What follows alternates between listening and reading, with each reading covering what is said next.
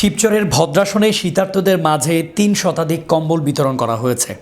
Bhadrasana union বিএনপির নেতা সর্দার মোহাম্মদ জাহাঙ্গীর হোসেনের ব্যক্তিগত তহবিল ও নুরুল ইসলাম ফাউন্ডেশনের উদ্যোগে রোববার বিকেলে উপজেলার ভদ্রাসন বাজারে গরিব শীতার্তদের মাঝে এই কম্বল বিতরণ করা হয়। এ সময় উপস্থিত ছিলেন ভদ্রাসন ইউনিয়ন বিএনপির সভাপতি সর্দার মোহাম্মদ জাহাঙ্গীর হোসেন।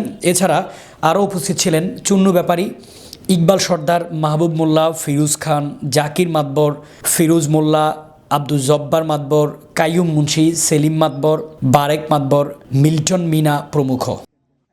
এই শীত উপলক্ষে ভদ্রাসন ইউনিয়নের সাধারণ শীতার্ত মানুষদের এবং গরিব এবং অসহায় মানুষদের আমি প্রায় 350 পিস কম্বল বিতরণ করলাম।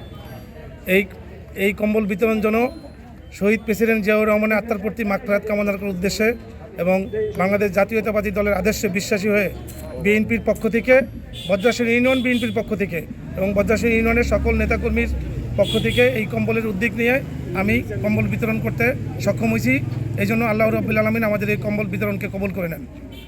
এই সাথে শান্তিপূর্ণভাবে যে কম্বল বিতরণ করতে পারছি, যারা আমাকে সহযোগিতা করেছে, সার্বিকভাবে সহযোগিতা করছে, আমার বিশেষ করে দলের নেতাকর্মী এবং সাংবাদিক ভাইয়েরা, আইনশৃঙ্খলা বাহিনী, স্বেচ্ছাসেবক বাহিনী, সকলকে ধন্যবাদ।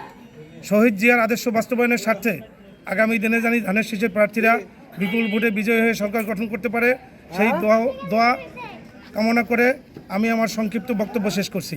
বিশেষভাবে একটি লোকের নাম স্মরণ করতে হয় যে আমাকে সার্বিকভাবে এই কম্বল বিতরণের জন্য সহযোগিতা করেছে, সেটা হলো নুরুল ইসলাম ফাউন্ডেশন। নুরুল ইসলাম ফাউন্ডেশন আমার আর্থিকভাবে সহযোগিতা করেছে, যার বিনিময়ে আমি এই কম্বল দিতে সক্ষম হয়েছি। তাকেও জানি আল্লাহ রাব্বুল আলামিন দীর্ঘ হায়াত দান করে এবং আমার শহীদ প্রেসিডেন্ট জিয়াউর রহমানের আত্মার মাগফিরাত কামনা করে। বাংলাদেশ জিন্দাবাদ, খালেদা জিয়া জিন্দাবাদ, তারেক রহমান জিন্দাবাদ।